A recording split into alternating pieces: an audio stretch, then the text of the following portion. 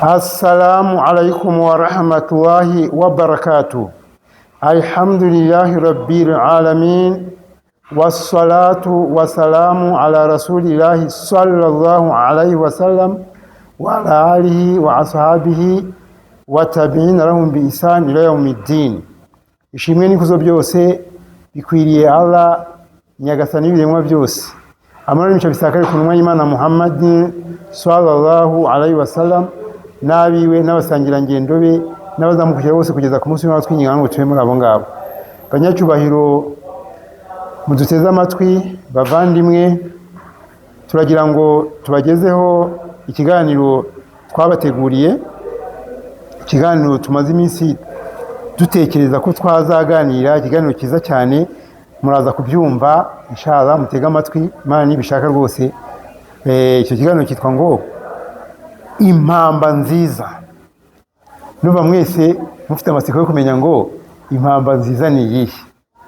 Turashingira rero ku magambo matagatifu Allah yavuze, nkuko twababwiye ubushize. Qur'ani ntagatifu ni amagambo matagatifu Allah yivugiye ubwe. Allah umuremyi wa byose, Allah uhambaye kuruta byose, Allah uw'ikirenga, Allah uzi byose, Allah urebera byose rimwe, Allah wumvira byose rimwe, Allah umumenyi uhambaye. Nkuko rero ahambaye n'amagambo ye arahambaye, niyo mpamvu ngira ngo twumve impamvu y'uti izindi dushingiye kuri amagambo ye ahambaye, Qur'ani ntagatifu. Turashimira Allah wayaduhaye. Tugiye gusoma suratu Al-Baqara, sura ya 2 aya 197. A'udhu billahi minash shaitanir rajim. Bismillahir rahmanir rahim. Watazawwadu fa inna khayra zadi taqwa wattaqun ya ulil albab. Nikinze kuri Allah nganinde shitani yavumwe kuzina rya Allah nyine mwenyine imbabazi. Allah umuziranenge w'ikirenga aratubwira mu magambo y'amatagatifu muri Qur'ani ntagatifu, sura ya 2 aya 197. Ni aya ndende ariko twasomye igice kirebana n'inyisho twabateguriye. Allah aravuga ati kandi mutegure impamba, ariko mu by'ukuri impamba nziza ni ugutinya Allah. Ngaho nimutinye yemwe banyabwenge. Ikiganiro cyacu cyitwa ngo impamba nziza. Allah subhanahu wa ta'ala yarabidutegetse gutinya Allah. Gutinya Allah niyo mpamba nziza nk'uko yabitubwiye. Reka twumve itegeko yadutegetse, suratu Ali Imran aya 102, sura ya 3 aya 102.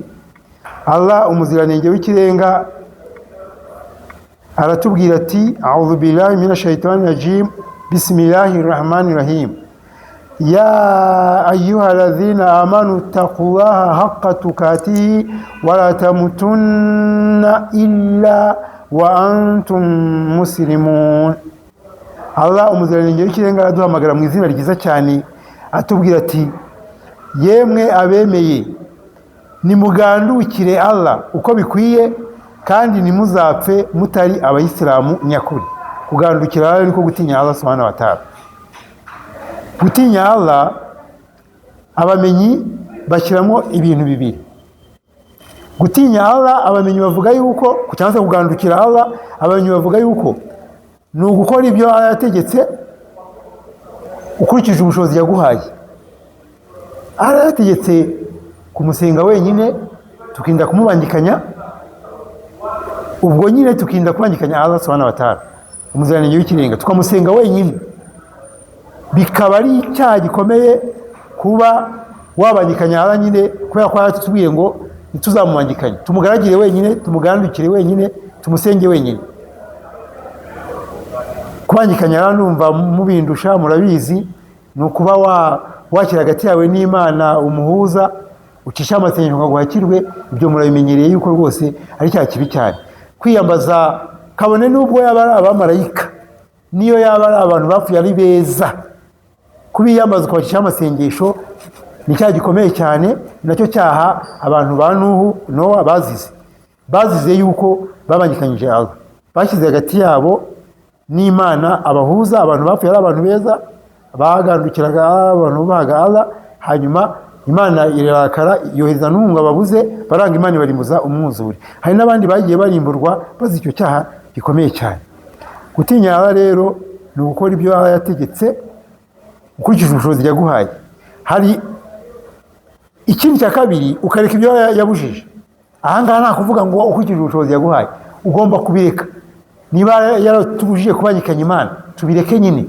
Nta kuvuga ngo ngewe ngo ntabwo nambona imbaraga zo kubivamo. Tugomba kubivamo.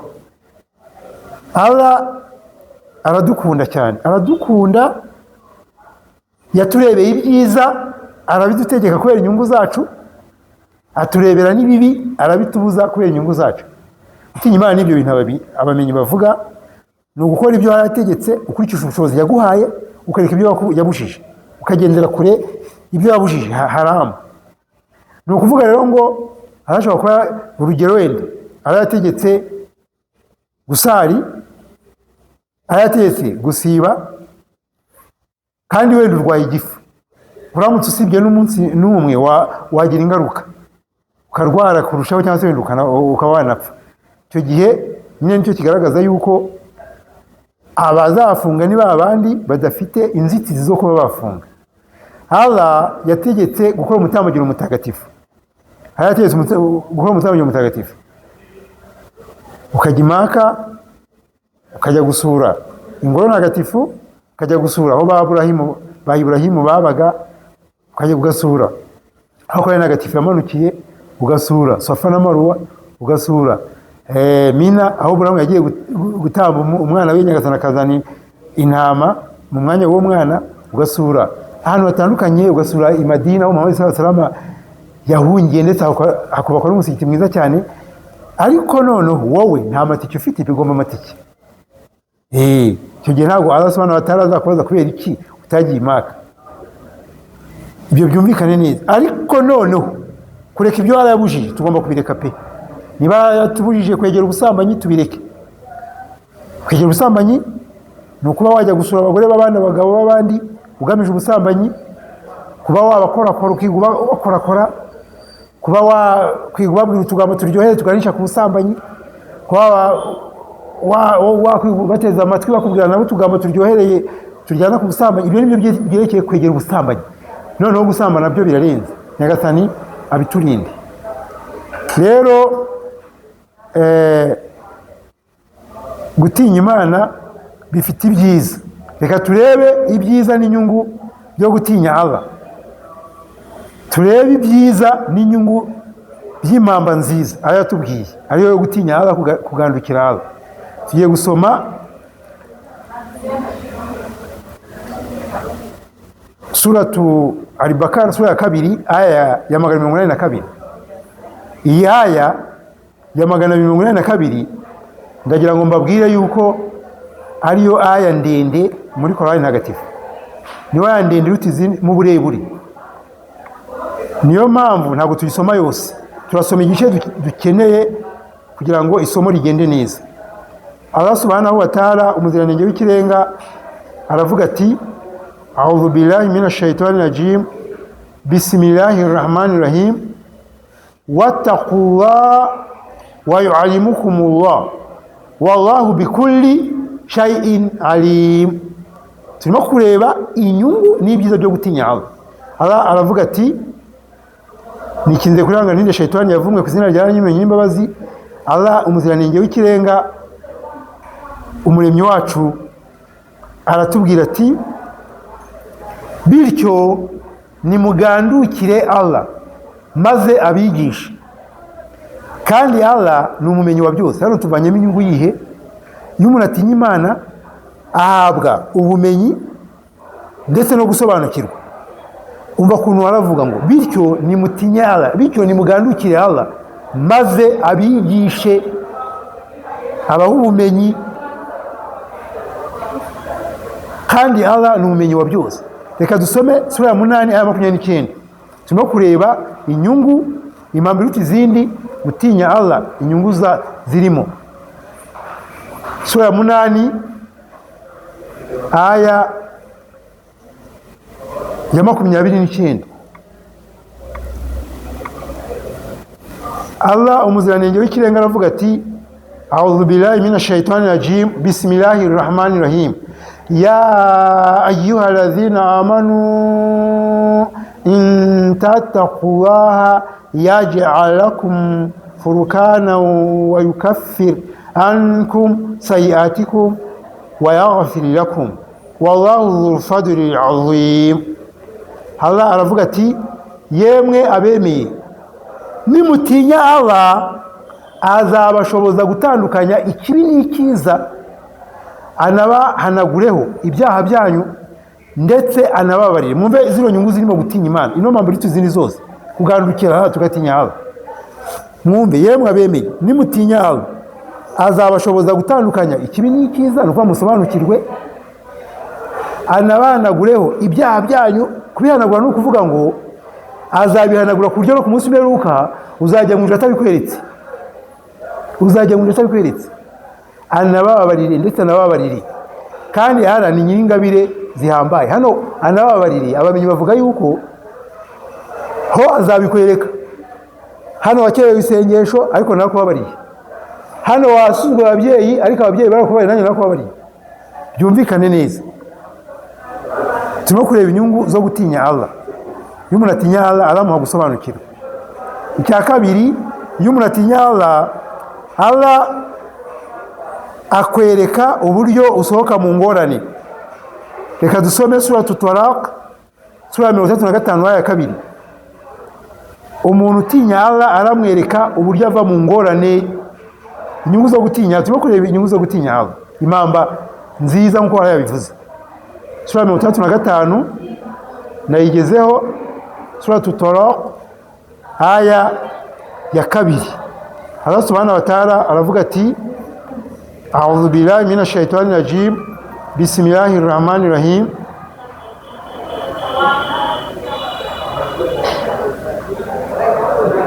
wama yattaqillaha yaj'alahu makhraja. Allah aravuga ati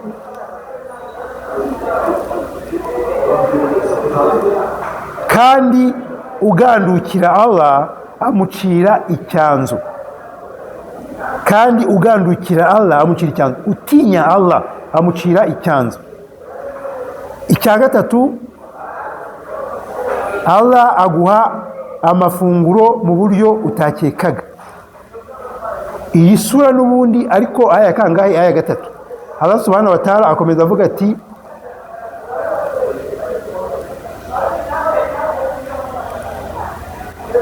wa yarzuquhu min haythu la yahtasib. Ngo kandi akanamuha amafunguro mu buryo atakekaga. Kabiri, akwereka kuntu uburyo urava mu ngorane ntibirangira aho ngaho, akakwereka ubusohokero, urazivamo turaca he, urazivamo gute. Kabiri, akanamuha amafunguro mu buryo atakekaga. Twese dukeneye amafunguro, ariko hano hantu mvuga amafunguro ukize nabivuze, iyo abantu bumvisha amafunguro bagira ngo ni ibiryo gusa, bagira ngo iyo aravuze rizqi harimo at'am, ibiryo koko, ariko harimo noneho inzu nziza, imodoka nziza, imyambaro za matora, indege. Ibyo byose babyita rizqi mu Cyarabu. Allah yaguha amafunguro mu buryo utakekaga, utaruzi. Icya kane, Allah akorohereza gahunda nziza urimo, ibikorwa byiza urimo akabyoroshya. Turaguma muri ino sura turayigumamo. Aya 4, Allah subhanahu wa ta'ala akavuga ati wama yattaqillaha yaj'alahu min amrihi yusra. Ndasubiramo, wama yattaqillaha yaj'alahu min amrihi yusra. Tafsiri abashehe bacu bazukiriye mu Kinyarwanda, arazabakire mu ijuru Fidausi, ngo kandi ugandukira Allah amworohereza ibye. Ugandukira Allah, utinya Allah amworohereza ibye. Hano bamenye bagaragaza ko ibye ni iby'uwo muntu. Ni ukuvuga ngo ariga, niba ari umunyeshuri bicemo, uri umucuruzi ucuruze bicemo, uri umuhinzi uhinge bicemo, kubera gutinya Allah. Turimo kubura iki? Dutinye Allah, dutinye ari ibintu byacu Nyagasana byoroshye. Urushako rwiza, urubyaro rwiza, twige bicemo, ubumenyi bw'idini buze. Turimo kuzira iki? Turazira ko tudatinya Allah, turazira ko tudatinya Allah. Reka dusome surati Al-Ahzab, sura 33-70 kugera kuri 72. Mwihangane rwose tusome turebe sura 33, turebe impamvu iruta izindi. Mwihangane rwose ntimurambirwe. Amagambo ya Allah, amagambo meza, amagambo ahambaye, amagambo ahambaye. Allah subhanahu wa ta'ala aratubwira ati, nahageze. Allah subhanahu wa ta'ala aduhamagara mu izina ryiza, a'udhu billahi minash shaitani rajim, bismillahir rahmanir rahim, ya ayyuhalladhina amanu taqullaha wa qulu qawlan sadida. Allah aravuga ati, nikize kuranga ni shaitani yavuga izina ryanyu n'imbabazi, yemwe abemeye nimugandukire Allah kandi mujye muvuga imvugo z'ukuri. Yemwe abemeye nimugandukire Allah kandi mujye muvuga imvugo z'ukuri. Hano mu Cyarabu, ya ayyuhalladhina amanu taqullaha haqqa tuqa, ya ayyuhalladhina amanu taqullaha wa qulu qawlan sadida. Hano nimo kubyumva, ittaqullah, ittaqullah, gutinya Imana. Hanyuma aya 71 y'iyi sura, Allah akavuga ati, yusrih lakum a'malakum wa yaghfir lakum dhunubakum wa ma yuti' ilaha wa rasulahu faqad faza fawzan 'azima. Uzatinya Imana, uzagandukira Allah. Nanone twabibonye, nanone azahabwa ibi byiza bikurikira, azabatunganyiriza ibikorwa byanyu, azabatunganyiriza ibikorwa byanyu. Twabibonye n'ubundi muri sura Tutaraq aya 4, azabatunganyiriza ibikorwa byanyu, anababarira ibyaha byanyu, kandi uzumvira Allah n'intumwa ye rwose azabatsinze bihambaye. Icya gatanu, turimo kureba ibyiza n'inyungu ziri mu gutinya Allah. Tumutinye Allah tubone izi nyungu. Abazajya mu ijuru n'abatinye Allah, abazajya mu ijuru n'abatinye Allah. Reka turebe sura Tunabai aya 31 kugera kuri 36, sura 78. Mwihangane turyoherwe n'izi nyigisho za Allah subhanahu wa ta'ala yatugejejeho, amagambo ya Allah. Abemera barangwa nuko iyo basomye amagambo ya Allah kwemera kuriyongera. Sura Al-Anfal sura ya 8 kuva kuri aya ya 2 kumanuka. Turyoherwe rwose, dushimishwe n'aya magambo, ntihagire umuntu urambirwa, ntihagire umuntu urambirwa rwose. Mwihangane tugiye kuhagera. Sura 78 sura Tunabai aya ya 31. Turagenda buhoro twitonze. Allah subhanahu wa ta'ala avuga ati, a'udhu billahi minash shaitani rajim, bismillahir rahmanir rahim, inna lilmuttaqina mafaza. Ngo mu byukuri, umva, nimumbe mutega amatwi mwumve, inna lilmuttaqina mafaza.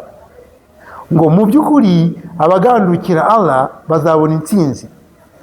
Ijuru, hano abashehe bacu baratubwiye ngo ni ijuru, bashyize mu dukuba ati ijuru. Mu byukuri abagandukira bazabona intsinzi. Abashehe bacu bakira mu dukuba ati Nyagasani bashyire mu ijuru Fidausi, ijuru. Hadaiqa wa anaba, ubusitani burimo iki? Ubusitani n'imizabibu. Wakawaiba atiraba, n'inkumi z'urungano. Hurun 'ain, abagore beza, inkumi z'urungano. Waka'san dihaqa, ndetse n'ibirahure byuzuye ibinyobwa bidasindisha.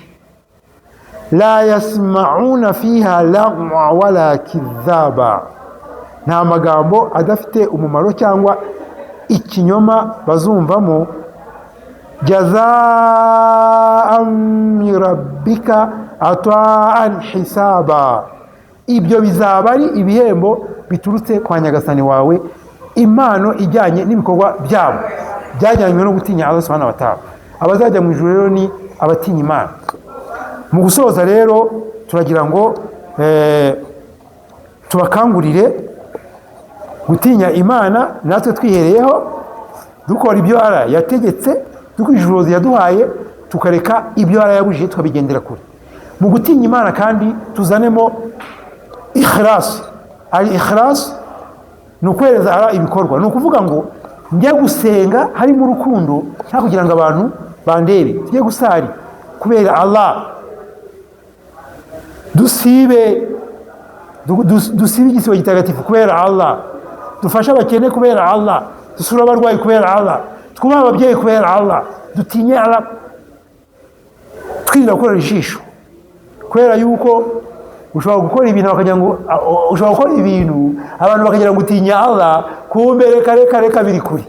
Urakora ngo abantu bagushime, urasenga ngo abantu ngo nuzapfa ngo bazaguhambe, urambara neza ngo abantu bashime ko wambara neza, urareka ubusambanyi butazarwara sida, bishaka kuvuga ngo uwavanaho ubusambanyi, uwavanaho sida wasambana, icyo gihe ntabwo ubutinya Allah. Ni ukuvuga ngo mu gutinya Allah dushyiremo ikhlas, dukore ibyo yategetse kubera Allah tugamije ishimwe rye nimuweze, tureke ibibi tugamije ishimwe rya Allah nimuweze.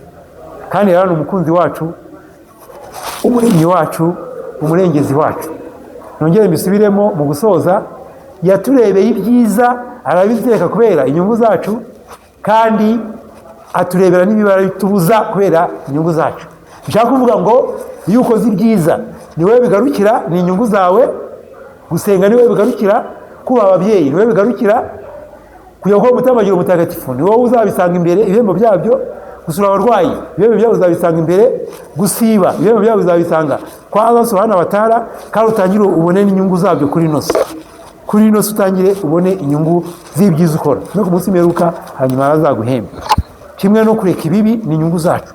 Rero twirinde gukorera ijisho, dukora ibyo yarategetse, dukoresha ubushobozi yaduhaye, tureke ibyo yabujije, tubireke uyu munsi tariki 6 z'ukwezi kwa 8, tubireke, twe kuvuga ngo ibyejo, tureke dutinye Imana uyu munsi, tureke ibibi uyu munsi, dutangire dukore ibyiza uyu munsi, tureke ubunebwe. Wa sallallahu ala sayyidina Muhammad wa ala alihi wa sallam. Subhanaka Allahumma wa bihamdika, ashhadu an la ilaha illa anta, astaghfiruka wa atubu ilayk. Assalamu alaikum wa rahmatullahi wa barakatuh.